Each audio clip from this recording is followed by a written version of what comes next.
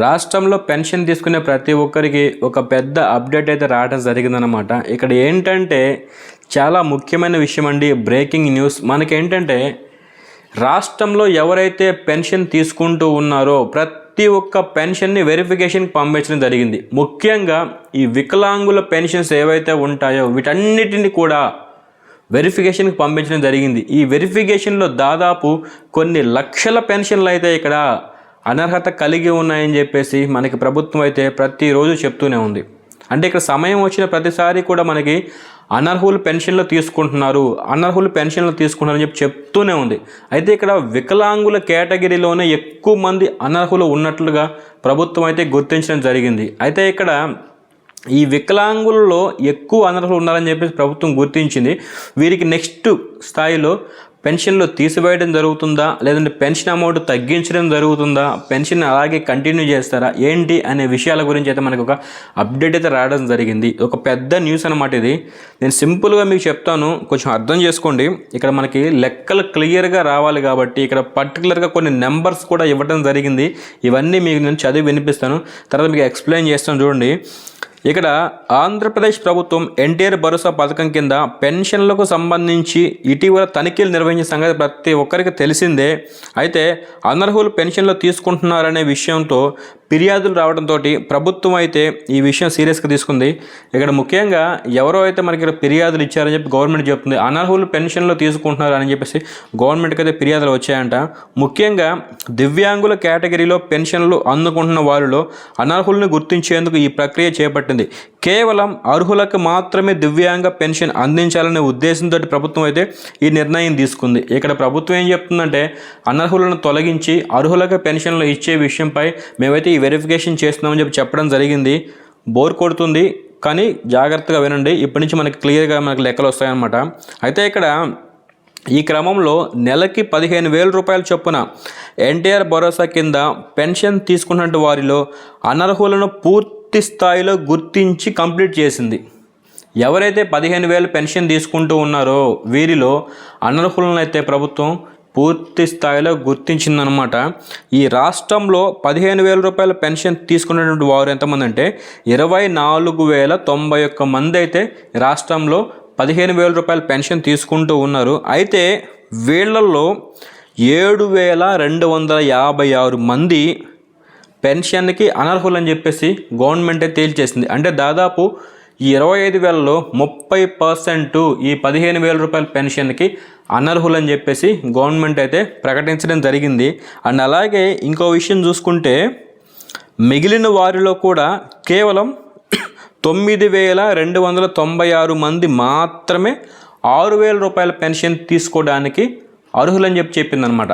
అంటే ఇక్కడ చూడండి, 24,000 మంది పెన్షన్లు తీసుకుంటూ ఉంటే అందులో 7,000 తీసేస్తే మనకి దాదాపు ఇక్కడ ఇంకా మనకి 18,000 పెన్షన్లు అయితే ఉంటాయి. ఈ 18,000 పెన్షన్లో కూడా మళ్ళీ 9,300 పెన్షన్లే, కొంచెం అడిటుగా చెప్తున్నాను లెక్క, 9,300 పెన్షన్లేనంట ఈ 6,000 రూపాయలకి అర్హులు. అంటే మిగిలినటువంటి 8,000 చిల్లర పెన్షన్లు ఏవైతే ఉంటాయో వీళ్ళు కూడా పెన్షన్ తీసుకోవడానికి అనర్హులు అని చెప్పేసి గవర్నమెంట్ తేల్చదని చెప్తుంది. అంటే ఇక్కడ 24,000 పెన్షన్లో మనకి పెన్షన్ ఇవ్వగలిగేవి ఎన్నైతే ఉంటాయో అవి కేవలం 9,296 పెన్షన్లు 6,000 రూపాయలకి ఇవ్వడానికి అవకాశం ఉంటుంది. అలాగే మిగిలిన 8,000 పెన్షన్లు ఏవైతే ఉంటాయో అవి 15,000 రూపాయల పెన్షన్ ఇవ్వడానికి అవకాశం ఉందని చెప్పేసి చెప్పడం జరిగింది. చాలా పెద్ద న్యూస్ అండి. ఇక్కడ చాలామంది అయితే పూర్తి స్థాయిలో మంచానికే పరిమితమై ఉంటారు. వారికి కూడా మెడికల్ టీంని పంపించి వెరిఫికేషన్ చేయించి ఏ రకంగా వెరిఫికేషన్ చేస్తున్నారో కానీ ఇక్కడ వైకల్యాన్ని బట్టే మనం ఇక్కడ వెరిఫికేషన్ చేయకూడదండి. వారి ప్రస్తుత పరిస్థితి ఏ విధంగా ఉంటుందో దాన్ని బట్టి కూడా వెరిఫికేషన్ చేస్తే మనకి పెన్షన్ ఉంచాలా తీసేయాలా అనే అవకాశం అయితే మనకి తెలుస్తుందన్నమాట. సో ఏది ఏమైనప్పటికీ ఇక్కడ చాలా పెన్షన్లు అయితే తీసివేయడం జరిగింది. అలాగే గత ప్రభుత్వ హయాంలో కొందరు డాక్టర్లు మధ్యవర్తులు కుమ్మక్కై ఇష్టారీతిగా దివ్యాంగులకు అందించే ధ్రువపత్రాలు ఇచ్చినట్లు ఫిర్యాదులు వచ్చాయన్నమాట. అలాగే నిర్ధారణ కూడా అయిందని చెప్తున్నారు. ఈ క్రమంలో గత 3-4 నెలలుగా దివ్యాంగుల కేటగిరీలో పెన్షన్ అందుకుంటున్న ప్రతి లబ్ధిదారుడి ఇంటికి మెడికల్ టీంలు నేరుగా వెళ్ళి వైకల్య నిర్ధారణ పరీక్షలు చేసిన సంగతి తెలిసిందే. దివ్యాంగుల కేటగిరీలో మంచానికే పరిమితమైన పక్షవాత రోగులు, అలాగే ప్రమాద బాధితులు మరియు తీవ్ర వ్యాధులతో బాధపడుతున్న వారికి ప్రభుత్వం ప్రతి నెల 15,000 రూపాయల పెన్షన్ అందిస్తున్నట్లు సంగతి మనకు తెలిసిందే.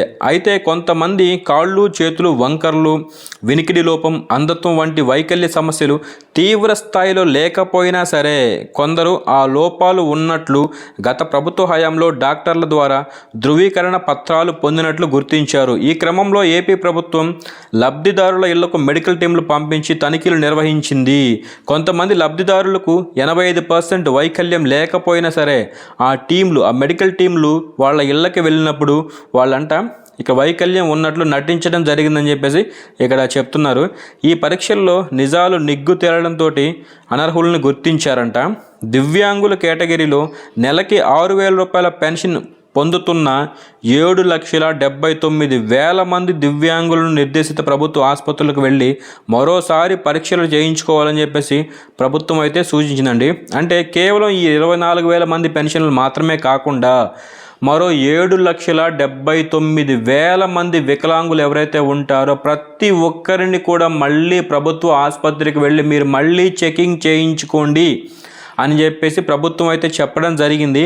అయితే అందులో చాలామంది ముందుకు రావడం లేదు, కొంతమంది మాత్రమే ముందుకు వస్తున్నారు. ఈ 7 లక్షల్లో కేవలం 2 లక్షల మంది మాత్రమే పరీక్షలు చేయించుకున్నారు. అంటే దాదాపు ఈ 2 లక్షల్లో కూడా 40,000 మంది అనర్హులు ఉన్నారని చెప్పి తేలిందనమాట. 7,79,000 మందిని మళ్ళీ పరీక్షలు చేయించుకోమని చెప్తే ఇక్కడ కేవలం 2 లక్షల మంది మాత్రమే పరీక్ష చేయించుకున్నారంట. ఈ 2 లక్షల మందిలో కూడా 40,000 మంది అనర్హులు ఉన్నారని చెప్పేసి ప్రభుత్వం అయితే మనకు చెప్పడం జరుగుతుంది. ఈ రకంగా ఈ మిగిలిన 5,79,000 మంది మళ్ళీ పరీక్ష చేయించుకుంటే అందులో ఎంతమంది అనర్హులు ఉన్నారు అనే విషయం అయితే మళ్ళీ మనకి తెలుస్తుందన్నమాట.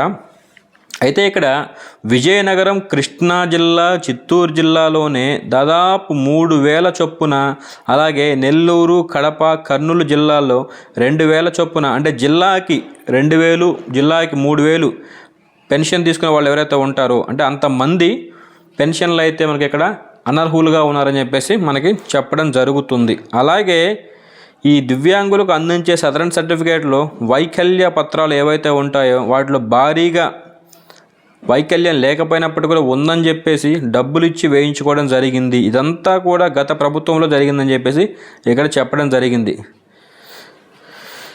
ఇది నిజానికైతే మనకి ఇక్కడ పెన్షన్లు అంటే ఈ వికలాంగులకి పెన్షన్లు తీసివేయటం అనేది కరెక్టో కాదో ప్రజలు మీరే నిర్ణయించుకోండి. చాలామంది వికలాంగులు ఉంటారు, చాలామంది ఎన్నో బాధలతో బాధపడుతూ ఉంటారు, చాలామంది మంచానికే పరిమితం అయిపోయి ఉంటారు, వారి ఆర్థిక పరిస్థితి కూడా మరీ దారుణమైన స్థితిలో ఉంటుంది. అటువంటి వారికి పెన్షన్ ఇవ్వటం వల్ల ఎటువంటి నష్టము లేదు. ఉచిత పథకాలు ఇవ్వటం వల్ల ఏ నష్టము లేదనుకుంటే వీరికి పెన్షన్ ఇవ్వటం కూడా ఏ నష్టము ఉండదు. పెన్షన్లు ఇవ్వచ్చు, ఎందుకంటే ఇక్కడ నెలకి 6,000, 10,000, 15,000 చాలా తక్కువ మంది మాత్రమే పెన్షన్ ఇవ్వడం జరుగుతుంది. అది వాళ్ళు ఆర్థిక స్థితి బాగలేని వాళ్ళు అవ్వచ్చు, లేదంటే అంగవైకల్యం అనేది అంగవైకల్యం పూర్తి స్థాయిలో దెబ్బతిని వాళ్ళ ఆర్థిక స్తోమతని సరిచేసుకోలేని వాళ్ళకి పెన్షన్ ఇస్తే తప్పేం లేదు, ఇవ్వచ్చు. కానీ గవర్నమెంట్ ఏం చేస్తుంది, ఇక్కడ కూడా రాజకీయం చేస్తుందని చెప్పి నేను చెప్పను, కానీ ఇది చాలా బాధాకరమైన విషయంగానే చెప్పుకోవచ్చు మనం. పెన్షన్లు తీసివేయటం, తగ్గించడం, ఒకవేళ 15,000 రూపాయల పెన్షన్కి అనర్హులుగా అని తేలితే పెన్షన్ తగ్గించేవ్వండి, 6,000 రూపాయల పెన్షన్ ఇవ్వండి, లేదా 6,000 8,000 రూపాయలు చేసి పెన్షన్ ఇవ్వండి. వారికి ఇవ్వటం వల్ల అసలు నష్టమేం లేదు కదా. ఇది సామాజిక బాధ్యత గవర్నమెంట్కి. ప్రజల దగ్గర నుంచి పన్నులు తీసుకొని తిరిగి వారికే ఇవ్వడం అనేది ఎటువంటి ఇబ్బంది లేని పని. ఇవ్వచ్చు కొంతమందికే కాబట్టి, పెన్షన్స్ కాబట్టి, అంగవైకల్యం ఉంది కాబట్టి. ఏవేవో కారణాలు పెట్టుకొని పెన్షన్స్ వెరిఫికేషన్ చేసి వాళ్ళ పెన్షన్ తీసేసే కాడికి నా అభిప్రాయం మాత్రమే చెప్తున్నాను. ఏవేవో కారణాలు పెట్టుకొని పెన్షన్స్ వెరిఫికేషన్ చేసి పెన్షన్ తీసేసే కాడికి వారికి పెన్షన్ ఇవ్వడం అనేది ఉత్తమమైన పని. ప్రభుత్వం ప్రజల ఎంతో ధనాన్ని వృధా చేసే అవకాశాలు చాలా చూసాం మనం. వాటితో పోల్చుకుంటే చాలా చిన్న విషయం. ఉచిత పథకాలు ఎందుకండి? ఫ్రీ బస్సు అవసరమా? ఉచిత విద్యుత్ కొంతమందికి అవసరం లేదు. మెడికల్ మీద ఖర్చు పెట్టండి, ఎడ్యుకేషన్ మీద ఖర్చు పెట్టండి. మిగిలిన ఈ ఉచిత పథకాలు ఏవైతే ఉంటాయో తీసేయండి. ఉచిత గ్యాస్ ఎంతమందికి ఇచ్చారు? అవసరమా? గ్యాస్ ధరలు తగ్గించండి, తీసుకుంటారు. ఈ ఉచితాలు వాళ్ళకి వీళ్ళకి ఉచితాలు ఇచ్చి పెన్షన్స్ని తీసివేసి లేదంటే ధరలు పెంచి మద్యం ధరలు పెంచి ఇంకోటి పెంచి ఉచితాలు ఇవ్వాల్సిన అవసరం లేదు. సో ఇది కేవలం నా అభిప్రాయం మాత్రమే. గవర్నమెంట్ అయితే ఈ విషయాన్ని దృష్టిలో ఉంచుకొని పెన్షన్స్ని తీసివేయకుండా పెన్షన్స్ని ప్రతి ఒక్కరికి కూడా ఇవ్వటం వల్ల ఎటువంటి ఇబ్బంది లేదు. వికలాంగులకి వాళ్ళు పూర్తి స్థాయిలో వికలాంగత్వం లేకపోతే తక్కువగా ఉన్నట్లయితే పెన్షన్ తగ్గించి ఇవ్వండి, అంతేగాని పెన్షన్స్ని తీసివేయొద్దు. ఇది ఫ్రెండ్స్ ఇవాళ మన వీడియో. మీలో ఎవరికైనా సరే మీ అభిప్రాయాలు ఏమైనా ఉన్నాయనుకుంటే ఖచ్చితంగా కామెంట్ బాక్స్లో తెలియజేయండి. నేనైతే మీకు డెఫినెట్గా రిప్లై ఇస్తాను. ఈ వీడియో కనుక మీకు నచ్చినట్లయితే ప్లీజ్ లైక్ చేయండి, షేర్ చేయండి. ఇలాంటి లేటెస్ట్ అప్డేట్స్ కోసం మన ఛానల్ని సబ్స్క్రైబ్ చేసుకోండి. ఇక వీడియో పెట్టగలనే మీకు నోటిఫికేషన్ రావాలంటే పక్కనే ఉన్న బెల్ ఐకాన్ అయితే యాక్టివేషన్ చేసుకోండి. Thank you for watching this video friends.